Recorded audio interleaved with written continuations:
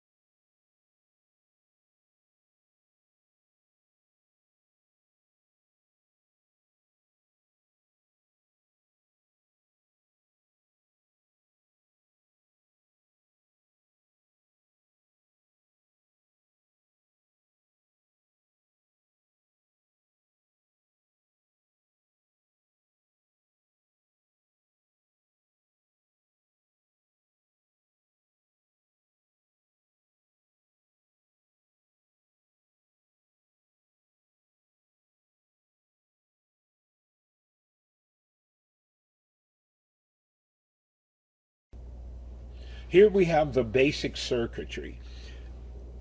If you look at the bottom, you see that there's three terminals or three connections. Then at the top, there's the two connections. The top represents the wires that come from the switch.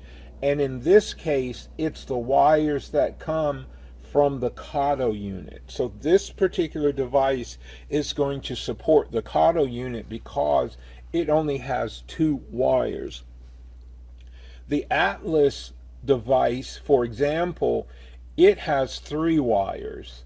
So the connection of or control of the switch, you have one common lead and then two of the negative or ground leads, and what you're doing is just providing a ground on either side, which is going to push the coil back and forth. So it's easy for the Atlas system because it's three wires connected to three wires. The problem with the with the Kato switch is you've got three wires going into two wires. And what we're doing is we're using a MOSFET, and the MOSFET is connected to both sides of the wires equally. But what we got are two diodes that are in place.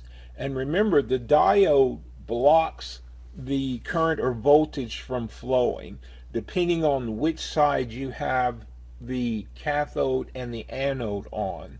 So what we're doing is we've got two paths, and in one path we've got a diode blocking it. So let's say, for example, on the negative side, then the orange wire, you could see it comes up to the diode and it goes through the diode and down onto the brown wire to the right side. Look to the right side, and the blue wire, you could see the blue wire goes down and it has a diode that allows it to go through in one direction. So either one has a passing and blocking side, and that allows us to take turns and flip, throwing the ground on either the left or right side to actuate the circuit and throw the switch, have the switch to throw based upon which negative side of the circuit that you apply or you make the ground connection to. This is important because, especially for the Kato, the Kato devices, and because so many people use that, I thought I've got to put this out first, and also that I'm using it. So if you look at the parts list off to the right and at the bottom, you've got two diodes, two 15 ohm resistors, two 200 ohm resistors, dual channel MOSFET, and then two circuit terminal blocks, one with two terminals and then one with three. And you can go look at the principles of the MOSFET and to get an understanding of how this circuit works. But this is the basic construct of the circuit. So now let's go into Rocrail and let's look at Rocrail's coil configuration. Let's look at the Rocrail coil configuration. So it's important to note that Rocrail will make assignments based upon what you input. So you have to pay attention to your I/O assignments. For example, with the ESP32 Mini, it states that the I/O pin number 12 has to remain high on boot. So if you make an assignment on that pin and it happens to draw that pin low, then you're going to have issues whenever you try to boot up the not Raspberry Pi, but the ESP32 Mini. So you've really got to map things out and watch your assignments. And you can see here it shows the node ID, the address. Then down below in the lower left you see where you uncheck accessory and then check the output. That starts to set a profile up for Rocrail, and then Rocrail will know that this is a switch on an I/O, and it's going to configure the mated I/O with it. So in this case, it's going to take 3, and then it's going to assign 4 to the opposite side or the opposite draw of your device, so that way you can have them all matched. So if you look at my configuration, I'm using IO3 and IO4, and then also IO15 and 16. But when I make the assignments, I'm only making the assignments on the address or port 3 and 15. So this really makes things a lot easier, and as we start to bring in the other devices, you actually have full control over what you deploy. So that's why I want to make sure that I get each component and then walk through and show you guys how to do it. And I know my videos are long sometimes, but it's long because I don't want to cut out any steps that could lead you, astray. And that's what happens a lot, is you miss one particular step and it can take you 2 to 3 hours to track it down. So I try to go through each individual steps and then even let you guys see some of the errors that I run into, so when you run into it or you see it, you can handle it. So with that said, let's go to the bench, and we're going to look at the little mock-up of the ESP32 I have on a breadboard, and then I've got a little test light board that I have so we can see what goes on. So let's go there. Before we swing over to the bench, I want to show you guys this. You've got to make sure you get the pinout documentation and then convert it to an allocation sheet. And when I say allocation, meaning make the I/O pins the association, or make the WIO pins association with the GPIO pins and the pin position on the board itself. Because you can go in, you could connect on the wrong pin, look for a result, and think that you've got a problem that you don't really have. So if you can look here as an example, I took the IO pins from the WIO list. That's what you see in the blue. Then you see the center pins, which are the allocated GPIO pins, and then the pin position is what you see in gray. And in this case, you have an outer and an inner lineup. So you've got to make sure that you have those correct, so that way you're not running around in circles. Okay, with that said, let's jump and swing over to the bench. Here we are at the bench. I've got Rocrail up, I've got the camera going, and we're going to run through the basic operations of the switch and of configuring the coil feature. And it actually happens automatically, but I want you to kind of see some of the things that you have to take into consideration as you set this up. Let's look at the WIO. We're going to pull up this particular board, or this particular ESP32, and I've got it set up for ID 65. So this is WIO 65. I have it configured for a particular or the ports in a particular order. And let's look at that. Well, let me step back. Let's look at what Rocrail does first, and then we'll go through the motions, or go through the steps. I think that's a better way of addressing this. So we've got, here is the switch. And what we want to do is to have Rocrail to use its software drivers to control a switch module.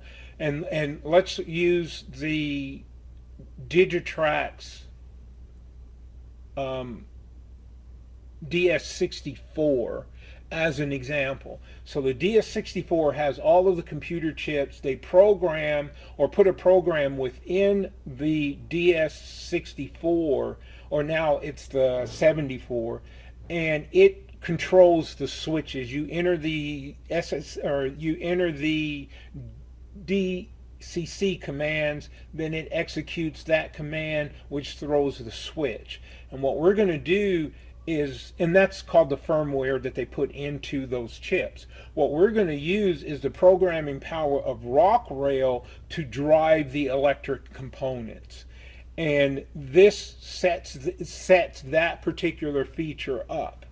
So when you set up and configure your switch, in this case I've got switch number 1, and I'm going to make the WIO node assignment to 65 and address number 3. And this address number 3 is the IO port number 3. Then I'm going to deselect the accessory and let it choose the option of, or select the option of output. So now this is controlled by an IO output. When we do this association with the switch and the port number, Rocrail will then use the associated or the initial IO port, and the very next port assignment, Rocrail will assign that to be the other side of the switch command. So in essence, this would be the straight or the closed command, and this would be the open or the thrown command, and Rocrail makes that assignment. So with that understanding, when you lay out your switches, and for example in this case I've got the with the wiki demo, I have 4 stations with 3 sensors. So 4 times 3 is 12, so that means I'm going to use 12 ports just for my sensors.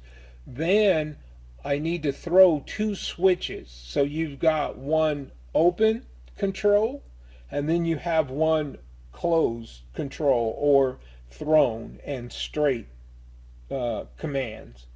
So we're going to use, in order to do that, we need 4 of the outputs associated or tied with the switch. And what I've done is 3 and 4, and then you see 15 and 16. The reason why I use 3 and 4 is, and once again you have to go back to your sheets and see what the restrictions are. On this particular board, the ESP32 Mini, it says that on IO12 or GPIO pin 12, you cannot have it in a low condition when it boots. So if we make an assignment and it inadvertently changes its high to low, then it can prevent the ESP from booting up. So that's why you've got to bring all of the sheets, all the information in, and kind of design and lay your board out. So that's why you see 3 here, 4, and then 15 and 16. And the Rocrail will make those assignments. And this is great actually, because you can now set everything up pretty much in-house, and you can build your layout and use and build your own components to run your layout, and that way you will never be able to stop or be hindered by the growth, and it's a lot cheaper. So it may be time consuming, but that's the trade-off. You could go out and buy a control module from ESP or Digitrax or whomever, and it will save you time, or you can build your own, which will save you money. So with that said, let's get back to Rocrail and then see what's going on. Because remember, 65 and port or IO3. So we go back, we see that this is our WIO 65, and now let's look at the switch. So here I've got a blank sheet I've got Rocrail running, but it's just a virtual controller, meaning it doesn't have a DCC command station. It has its virtual command station running, and that way we can still see things operate. So here we're going to go to the track plan. It's in edit mode. So when we do edit mode, we can pull up our panel to bring up our parts here. And we're just going to lay down two switches. So here's one switch and here's the second switch. And we're going to make those make the assignment. So we won't worry about the sensors or anything like that. Close this out. Properties, or let's do the first switch. Properties. So we bring up the switch properties. We're going to go to interface, pull down the interface ID, and we know that it's a WIO. We're going to enter 65 because that's the node ID. We're going to set up, in this case port number 3. Come here, uncheck the accessory, and it goes to output, and then we see that it has the timing of 500 milliseconds. So we can apply this, go back to the index. We can see now that it's set up 65.3. We're going to go to switch 2, interface, set it up, WIO, 65 as the node. The address we're going to set up for 15. Deselect accessory and then let it set it up as an output, and then we put apply, and then we put OK. We've got the two switches in position, they're loaded. If we go into operation mode and if we click it, you can see the LED turned green, and that's for the straight through. And then I clicked it again and you could see that the LED went red, and that shows the thrown out position. So now I'll do switch number 2 and you see the white LED. Then I'll throw the switch back and you see the yellow LED lights up. Now this is our two positive, or I shouldn't say positive, this is the flip-flop of the, or no, I've said it wrong again, sorry. This is two commands issuing two different throw of the power, which is, we're going to use another device which is going to cause the rolling of the polarity. So remind you, this is just half of the circuit, and what we're trying to do is to get one switch command to issue two different outputs, to control two different outputs for one switch. So we can see that we've successfully done that. So this phase of the build out is okay, it's good. You can see that the ESP32 is actually doing it. You can see the two different LEDs lighting up based upon the actuation of the GPIO pins. So with that, let's go and look at the second part of this circuit.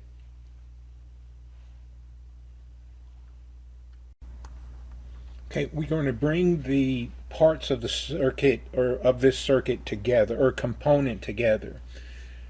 Now, we left off at the workbench and the breadboard, and remember, we were actuating the LEDs, and that was the output of the boards themselves.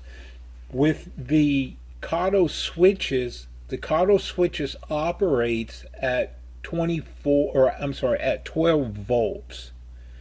The ESP32 operates at 3 volts, so it's just enough to turn on an LED.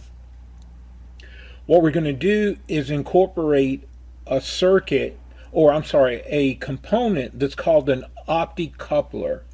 And the way the opticoupler works is inside of the coupler, it has two sides of the circuit, and a light beam differentiates one side from the other. And that light beam is an infrared LED.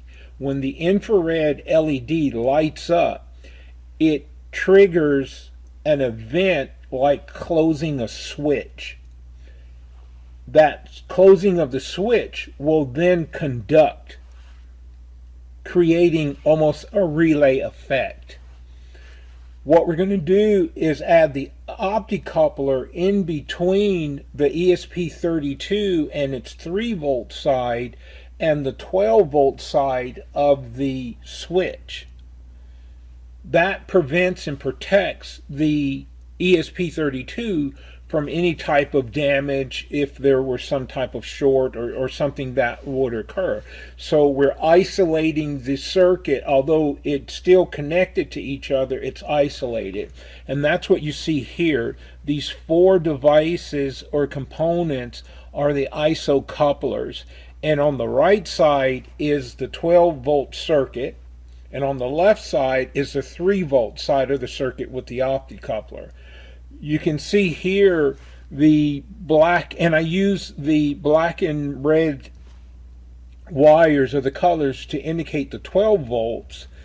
Then I've got the brown wire that goes to the opticoupler, and that's the negative side of the switch coming from that switcher. Remember the module that switches polarity.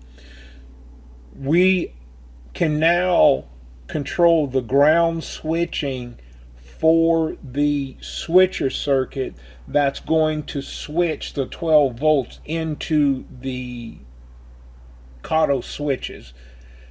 And this pretty much kind of isolates and protects the switch itself.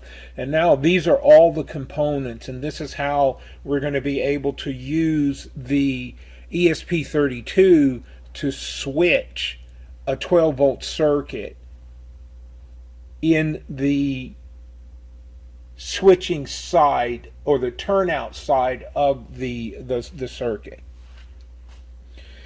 You can see on the right, this is the image, the diagram, and you see here's at the bottom the 3-wire input. You've got the blue and brown, which represents the negative side, and then in the center you've got the hot or the red side, which is a positive side. And they feed into the resistor circuit and also into the MOSFET. And this is how the switch is able to occur of the polarity with the MOSFETs and then the blocking of the diodes that are in the circuit. So with that, you've got a complete understanding of this circuit itself, and then here's an image of what it looks like.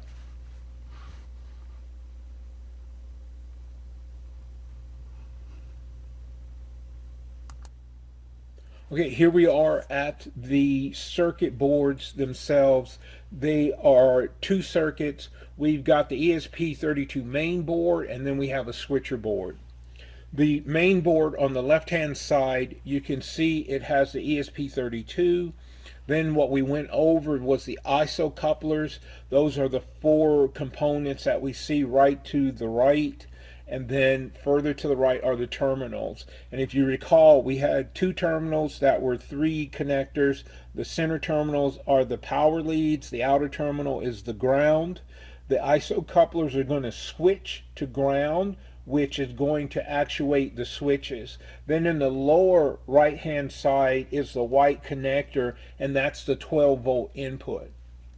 That 12-volt input, remember, goes to the center terminals. That goes over to the right side, or the board on the right side, which is our switcher board. And that switcher board is what's going to go in and actuate each one of the switches. So you can see that there's a left side for switch 1 and a right side for switch 2.